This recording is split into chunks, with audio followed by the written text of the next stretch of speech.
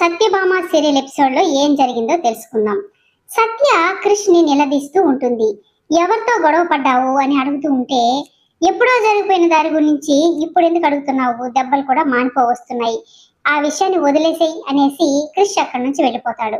ఇక సత్య అయితే ఎలా తెలుసుకోవాలి అనుకుని ఎవరిని అడగాలో అర్థం కాక వాళ్ళ నాన్నని అడిగితే బాగుంటుంది అనుకుని వాళ్ళ నాన్నకి ఫోన్ చేయబోతుంది.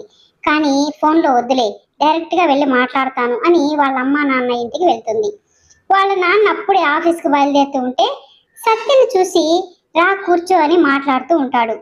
మీకు నాకన్నా మీ అల్లుడు గారే ఎక్కువైపోయారా, మా ఆయనకి కూడా నాకంటే మీరే ఎక్కువైపోయారని దెప్పి పొడుస్తూ మాట్లాడుతూ ఉంటుంది. ఏం జరిగింది అని వాళ్ళ అమ్మ నాన్న అడుగుతూ ఉంటే, ఏముంది, ఆ కాళీ జైలు నుంచి తిరిగి వచ్చాడు, కాళీతో మా ఆయన వెళ్ళి గొడవ పడుతున్నాడు, ఈ విషయం నాకెందుకు చెప్పలేదు, కాళీని కొట్టి మీ కాళ్ళ దగ్గర పడేశాడు కదా, ఆ విషయం నాకెందుకు చెప్పలేదు అని అడుగుతుంది. నువ్వు బాధపడతావని చెప్పొద్దని కృష్ణ నా దగ్గర మాట తీసుకున్నాడమ్మా, అందుకే చెప్పలేదు అని వాళ్ళ నాన్న అంటూ ఉంటే వాళ్ళ అమ్మ కూడా, మీ నాన్న ఈ గొడవ గురించి నాకు కూడా చెప్పలేదు, అసలు మన ఇంట్లో సమస్య గురించి అల్లుడు గారికి మేము అసలు చెప్పనే లేదు, ఎలా తెలిసిందో కూడా మాకు తెలియదు, కానీ ఆ రోజు పూజ జరుగుతున్న రోజు కాళీని తీసుకొచ్చి నాన్నగారి కాళ్ళ మీద పడేసి సంధ్యని ఏడిపిస్తున్నందుకు క్షమాపణ చెప్పించాడు అని వాళ్ళమ్మ చెప్తూ ఉంటుంది.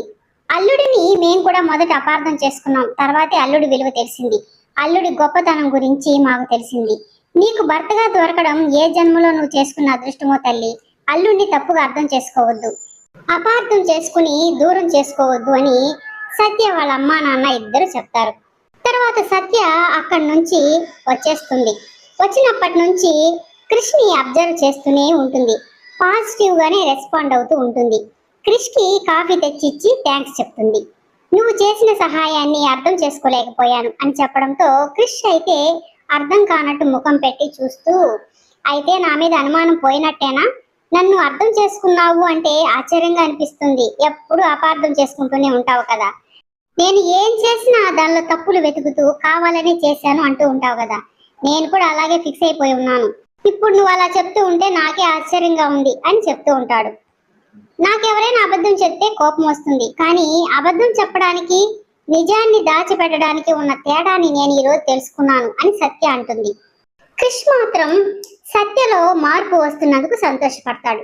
ఇక సత్య దేవుడి ముందు కూర్చొని వేడుకుంటూ ఉంటుంది.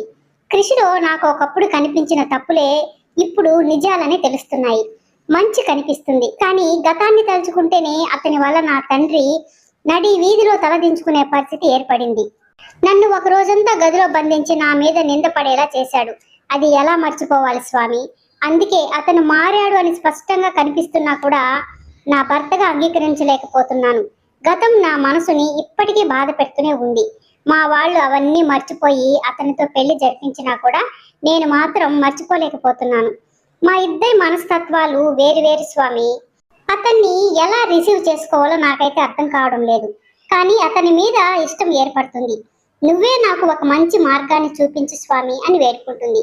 తర్వాత జరగబోయే ఎపిసోడ్లో సత్య వాళ్ళ బెడ్రూమ్ లో అడ్డు గీతని తీసేస్తుంది. గీత కనిపించట్లేదు ఏంది అని క్రిష్ అడగడంతో, నిన్ను అర్థం చేసుకున్నాక నేను కూడా మారాలి కదా, అందుకే గీత లేకపోయినా నువ్వు ఏ తప్పు చేయవని నాకు అనిపిస్తుంది, అందుకే గీతని తీసేశాను అని చెప్తుంది.